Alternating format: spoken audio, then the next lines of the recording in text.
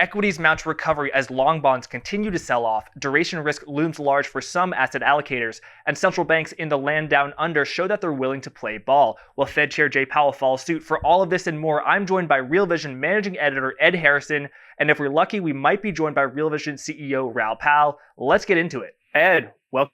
How are you doing? Good. Yeah. Happy Monday to you. Yeah, it's great to have you. I really want to get your sense of the markets because we've had remarkable price action. Last week we had a tantrum in the bond market, perhaps without the taper. Today we had a little bit of a recovery as equities too staged a recovery and pared back some of their losses from last week. How are you making sense of the turmoil in markets? Yeah, so I think that the equity markets, they had a pretty good run, a very good rally without a large correction. They still haven't had a very large correction. And so to a certain degree, you could say that they were primed for a sell-off in some capacity. When you combine that with bonds, what happened in the bond market as a primer for that sell-off, then we had a perfect storm where bonds went down and equities went down together. All risk assets went down. Interestingly, by the way, I think you and we were talking about this. Junk spreads didn't gap out. So even though we're talking about a sell-off, it wasn't a sell-off that says that there's a fundamental change in the economy. And so the way I'm looking at it is as the reflationary trade getting ahead of itself, potentially moving into the inflation realm, and people becoming a little bit spooked by that and using that as an opportunity to take profits, particularly in the most high yield, the most high growth beta stocks in equities.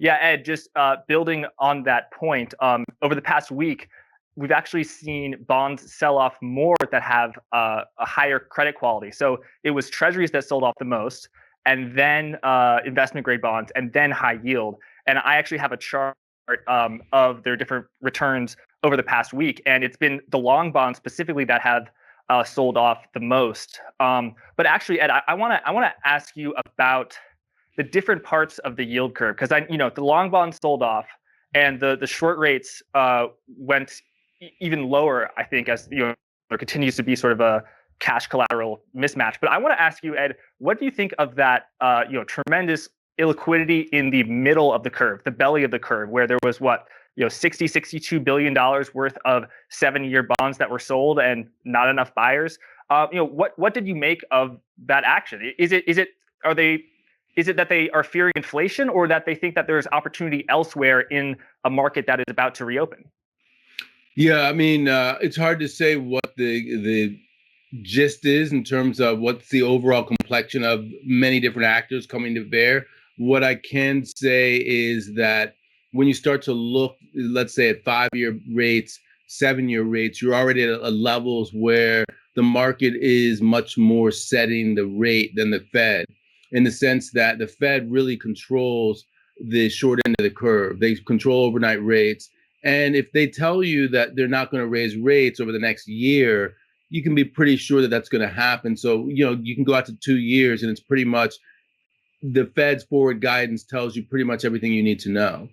The same thing is true in other sovereign currency issuers like Australia, like the UK, Japan, et cetera. But, the further you go out, the more there's play in terms of there's a lot more uncertainty about what's going to happen in the future. And I think that the 5-year rate, central banks, they are not happy if that rate is going up too quickly and can upset the apple cart. So what we saw last week was the beginning of problems there. We saw at least 3 central banks work against it. And it's not just because of the long end of the yield curve, but it's also that belly of the curve that you're talking about. So we saw the RBA, that's the Reserve Bank of Australia. They did some bond buying. We saw a reiteration of the stance by the Reserve Bank of New Zealand. And we also saw the ECB's Christine Lagarde saying that she was watching the long end of the curve to make sure that things didn't get out of whack. So I would look at, 5 years out as where these central banks don't want to see any sort of activity really upsetting their ability to reflate and to stay in control of interest rates. Ed, and can you tell me, for the sake of people at home, why is it that as rates rise, that can impose stress on the economy? Why is rate rising something that central bankers fear? Yeah, I mean, there are a number of different factors there. One, I think, is that you have the discount rates, which means that long-lived assets, they're not worth as much because, the discount for future cash flows are less. But then also you have the substitution effect where, why would I buy X when I can buy Y? We were getting to the point where bonds were starting to become more attractive as a asset class. If you looked at the dividend yield as an example for the S&P 500, we've crossed the Rubicon where finally we saw interest rates on a nominal level that were better than the dividend yield for the S&P. So why would you, if you were someone who was trying to get income, get all your income from equities when you can get them from bonds? So there's going to be some substitution. There's going to be some movement out of equities into bonds as a result of that. So you see all these kinds of effects that go on. Ed, so you talked about the Reserve Bank of Australia rushing to the defense of their yield target. I think they bought $4 billion worth of bonds that were roughly in that 10-year range. And similar moves from New Zealand, ECB, just as you said. Yet Fed Chair Jay Powell so far has not made remarks that he will rush to the defense of these rising yields. In fact, he says that rising yield is good because it means that the bond market's selling off. They're going to rush into risk assets because the economy is reopening and it's a source of tremendous growth. What do you think of that? And do you think Powell ever change his tune and go to yield curve control? What do you make of it? Well, it all depends on how far up we get in terms of rates. I mean, just from the price action, it looks to me, just going back to the whole interview that I did with Katie Stockton, where she was saying 114.25 was the resistance. We broke above, as soon as we broke above that in 2 consecutive Fridays, we zoomed up. We went intraday to 160 on the 10-year, the U.S. Treasury, and then we backed off. Now we're in the 140-ish range, 145 for the 10-year. Resistance is really at 150. We could be consolidating here. So really, that's not a level that's going to cause a lot of consternation. If you look up backup of rates in previous cycles, even in the last cycle, we could back up 100 basis points and it wouldn't be a problem. So I don't think we're at levels yet where he feels like he has to pull out the yield curve control element, but it was starting to become a little sloppy. Equities were selling off, and if it continued, then we would have had something to worry about. But it doesn't seem like that is going to continue, and so there's nothing that Powell really needs to do. So my view is that he's just like, I'm going to just toe the line. If anything more happens, we'll take a look and see. But nothing terrible has happened so far, so I'm not going to change my stance. Ed, there are a lot of things I want to say to that. I actually do have to make an announcement, though. The winner of the Golden Ticket Prize from Friday's cocktail party with Raoul and friends is, drumroll, Marco Fraga. Marco wins a 30-minute call with Raoul, and Real Vision will be in touch soon to get that set up. Thank you for everyone for taking part, and I hope you had fun. So, Ed, it looks like Marco won the golden ticket. But I think, Ed, it's possible that we actually won the golden ticket as well, because I think Raoul is coming on this call very soon. Yeah, that would be great. Let's bring him in there then. Raoul, welcome to the RVDB today. It's a Monday. I'm not normally here on a Monday, but it's good to be here. Yeah, I was talking to Jack just now. He was picking my brain about what was going on in the markets. A lot of volatility last week. I wanted to get your view because I was talking about, I obviously look at things from a credit perspective. I'm talking about bonds leading. What are you seeing right now? I think you're right. Bonds are leading. I think there's a couple of things going on. One is there's that key trend line that the S&P keeps bouncing off. It's also a moving average, I think. And that's the point where we kind of know that this massively overpositioned market could unravel if it breaks. And every time it gets there, it doesn't break. So we've been kind of fighting with this for a while. And I've just written Global Macro Investor this weekend talking about that risk. The risk hasn't gone away. The speculative positioning is massive. and looked like bonds were tapping the equity market on the shoulder, saying, maybe getting a little bit overexcited here, guys. Okay, interesting. And that mechanism is still there. The other one people aren't talking about is the dollar. We need to be careful the dollar doesn't go up too fast, because if it does, that's the other one that can knock the equity market over. But what we do know is things haven't changed with the central bank, because we're kind of getting the idea, we've seen it out of Australia today, which is that the central banks are going to start pegging the yield curves. This is very early in the cycle to be doing that, but they're going to tell you yield curves are not going up, and the long end is not going up, because we cannot snuff out this recovery. Because if financial conditions tighten, it's game over. So I think we're going to start to see more noises. The ECB's implicitly doing it. The Australians are explicitly doing it. And my guess is others are going to do a mix of the two. So let's wait and see. We've got a bunch of Fed speakers this week. Going to be really interesting. Now, what does it mean if they do? What it means is the Fed is there saying, I'll buy any bonds at, let's say, 140 basis points, or whatever number they choose. So if that's the case, their balance sheet's going to go this. Also, the sellers of bonds are going to be releasing cash. So if you're an insurance company or a pension plan, you've now released cash. Or if you're a bank, where does that cash go? Well, guess what? It goes back into the equity market again. And we keep recycling this bloody quantitative easing loop of credit pushing, the credit markets then via the Fed pushing asset prices higher and higher and higher. So look, I think that's the game we're in. There is a break point. Something can happen where it could be the dollar when everyone's looking at rates, and it could be the dollar. So everyone needs to keep their eye on all of these. Those are the three things. Yes, there's geopolitics. I tend to discount them. It's the dollar, it's bonds, it's equities. Watch the movement of all of those three, and we'll see how it plays out. Yeah, good framework. And Jack, I know you had a question for Raoul, not related to rates and equities, but commodities more so, and emerging markets.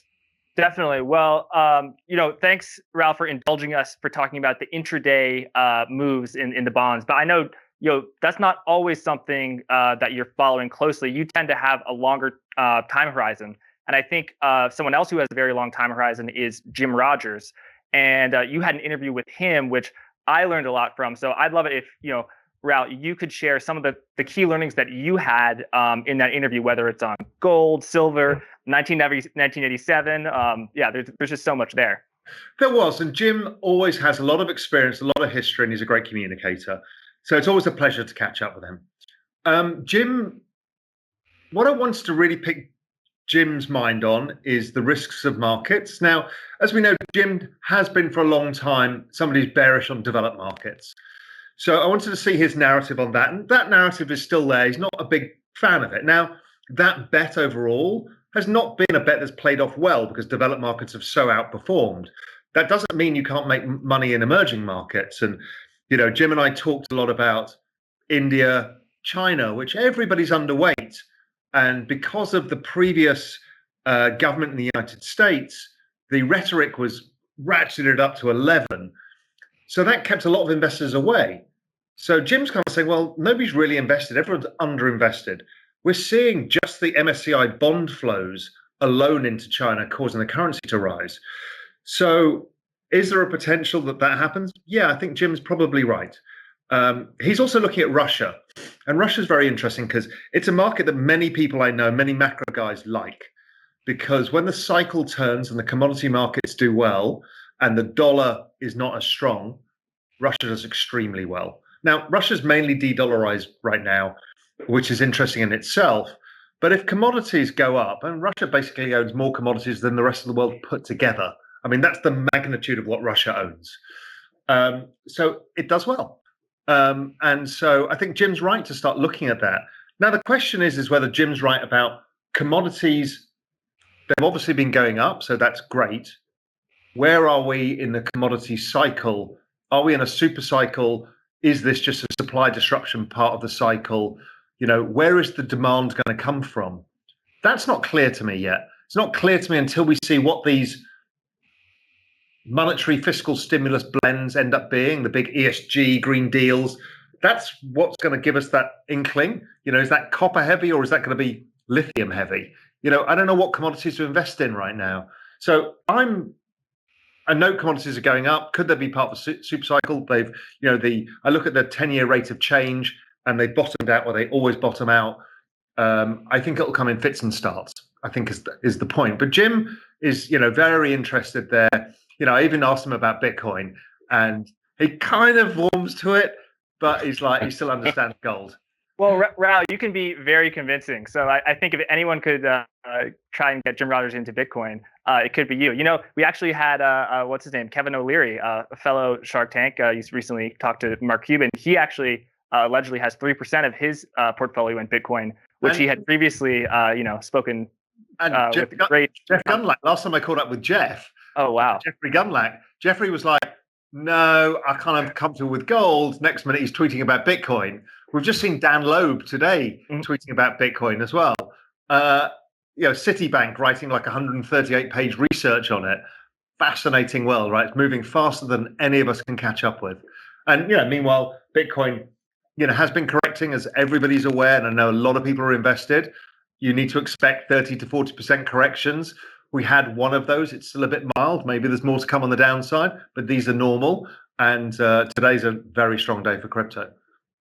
Yeah. Before you go, let me ask you about that, because it does look like the price action is very positive, because I was looking at the numbers, on Sunday, we were down like 7%, and then suddenly it comes roaring back, and then it's way to the upside. That's why it's the most fun market in the world. I mean, I don't trade it, but, I was speaking to a friend of mine. In fact, he's been on Real Vision a lot. Chris Sullivan from Hyperion Decimus, not sure. Basically a crypto hedge fund. And he's pretty experienced in the space, and he's like, long may this volatility continue. I mean, those crypto hedge funds, particularly algos like him, they'd make a fortune in this market. Most normal people aren't really used to trading markets this volatile, but the old commodity hands and the new crypto hedge funds are just having a field day. Oh, yeah. I can imagine, Raoul, because it's hedge funds with the quantitative sophistication of the present day, when, the Bitcoin and the crypto markets are nations. So they have these opportunities that have long been arbitraged out of traditional markets. Yeah, exactly. Hyperion Decimus is the name. But yes, and I spoke today on the crypto platform to Jeff Dorman, Ari Paul, and Joey Krug, all investing in this space, all running hedge funds in this space, all with different strategies.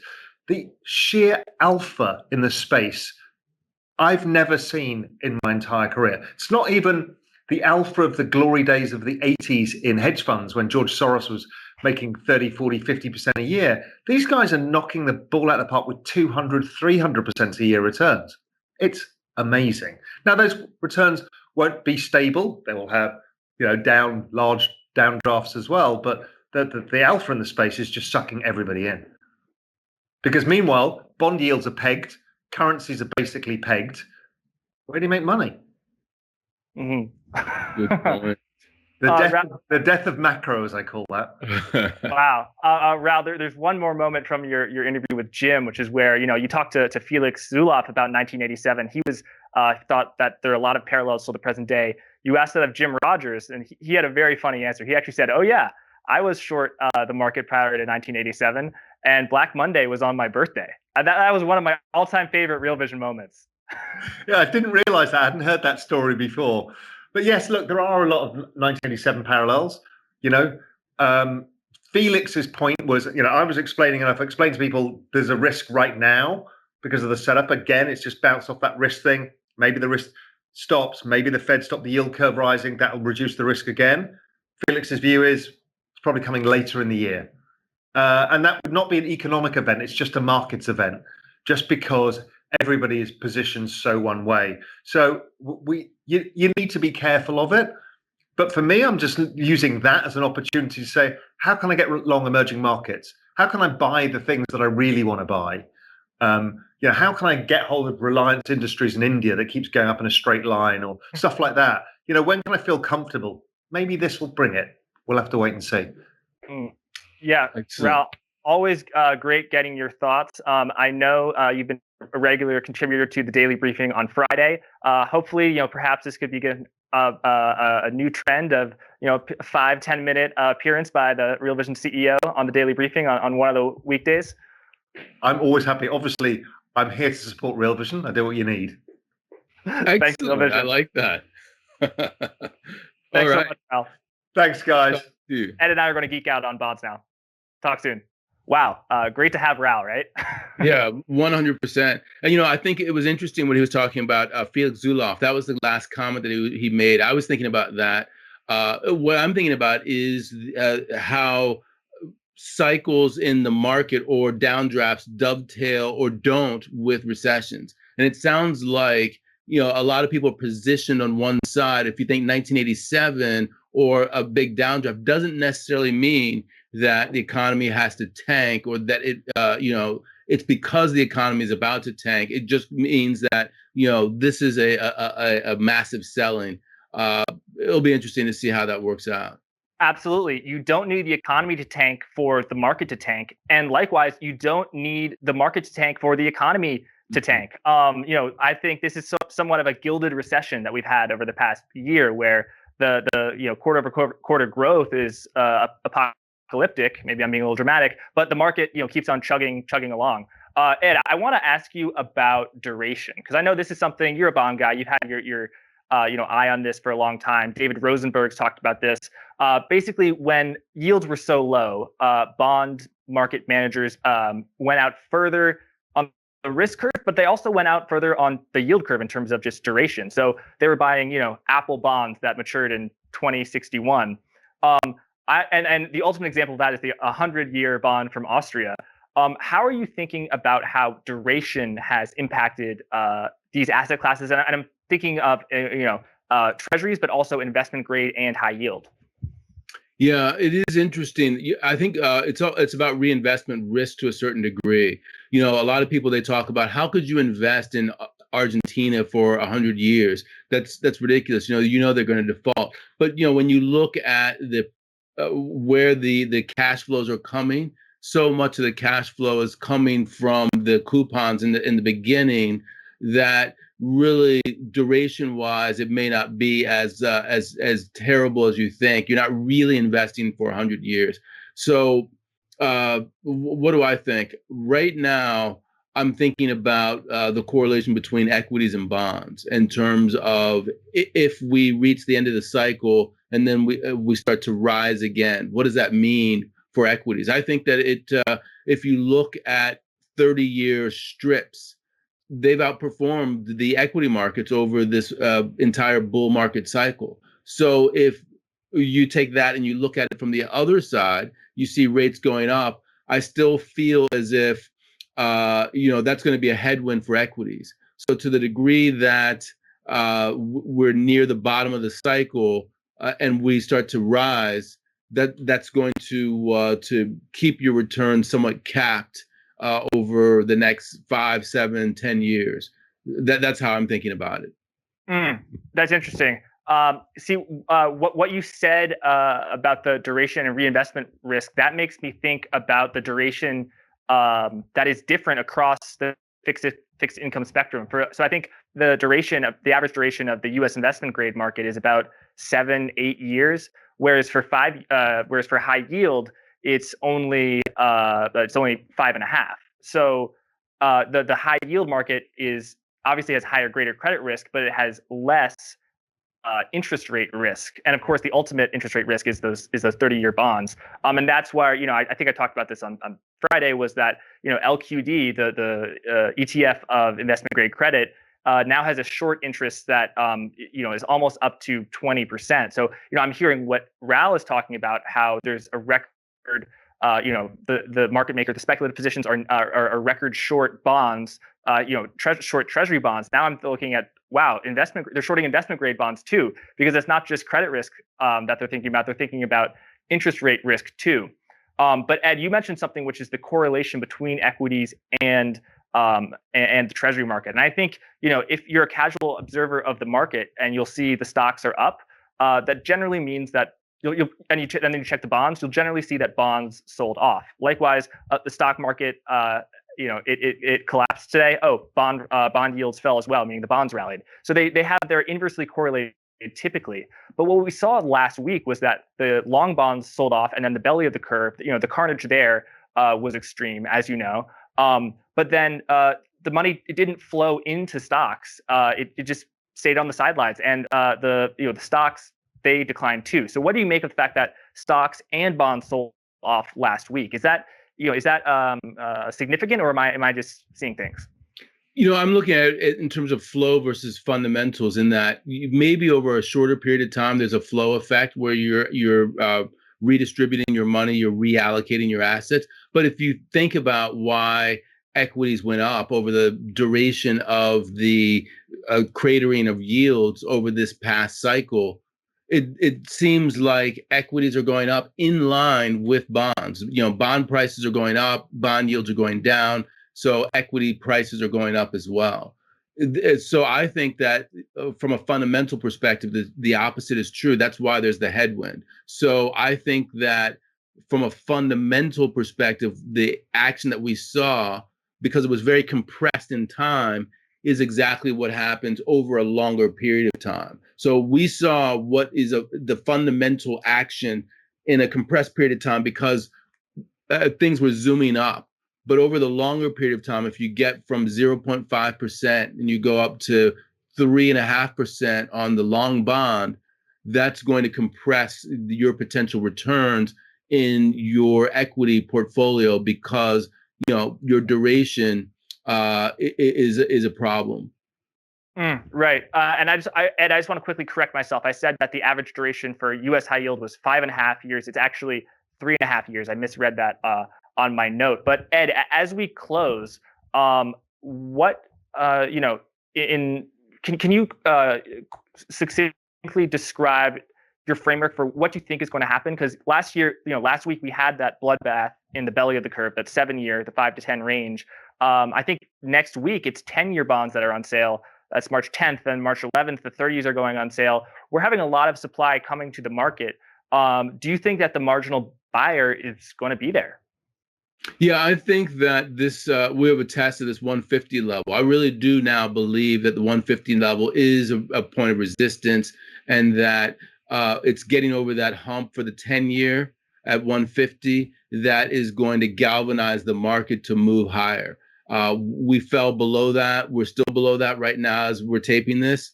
But if we get above that and then consolidate over a period of time, let's give it the 2 consecutive Fridays close, then I think the next level up is 175, maybe even 2%. And it's at that point that you might see the Fed change their tune. Anything that's close to 2%, coming all the way back from 50 basis points, or even think about 90 basis points at the beginning of the year, that's a considerable move. I think that's enough that it will draw the Fed to, not just jawbone, but to talk about action that they're going to take. Mm-hmm. And Ed, do you think that's really interesting what you said? Do you think that before the Fed steps in, if rates are so high, will that drag down the big, growthy, high-flying tech names? The gravity metaphor, because they've been on Mars for so long. The metaphor that people in the comments seem to like. Yeah, I mean, it's your guess is as good as mine, because we've been talking about this, you and I and other people on the RVDB for a while, and it crystallized. It came to fruition. We've been saying that it's about the pace of the move up as well as the level. And what we saw is that the pace of the move up last week was so abrupt that it destabilized equities. So I think that that's kind of how I'm looking at it. I don't have a specific level in mind. It's hard to say, but I think that if we see something like we saw, that pace, we're going to get some more volatility. Right. Ed, we're going to have to leave it there. I have a lot more questions for you, because I think you make such compelling arguments for why rates will probably continue to rise in the short term. I'm just thinking that, it's hard for me to imagine a scenario where that happens, where rates rise and tech doesn't sort of take it on the chin like it is last week. But maybe I'm just looking at things through a simple lens. Well, let me finish it off by saying that I'm still thinking about Hari Krishnan's his mode of saying buy protection when it's cheap. And when you talked about everyone getting into LQD and shorting LQD, to me, that tells me that that's a crowded trade, that it's the opposite trade that is more interesting. You know, I always talk about the crash up in yields and the crash down. So when you talk about tech, a tech wreck, that's sort of on my mind is that now we have to be thinking about positioning on the other way, because this trade could get crowded at some point, and if it is, then it will be cheaper to buy protection on the other side. Absolutely. And a question of whether you're right or I'm right, or what happens with tech, whether it's a good trade to buy a put option on a basket of growth names or a particular individual single name, that all depends on the price you're getting, which is the implied volatility. So yeah, as always, do your own homework before taking a position. Thanks, Ed. It's been great as always. Oh yeah, you bet, Jack.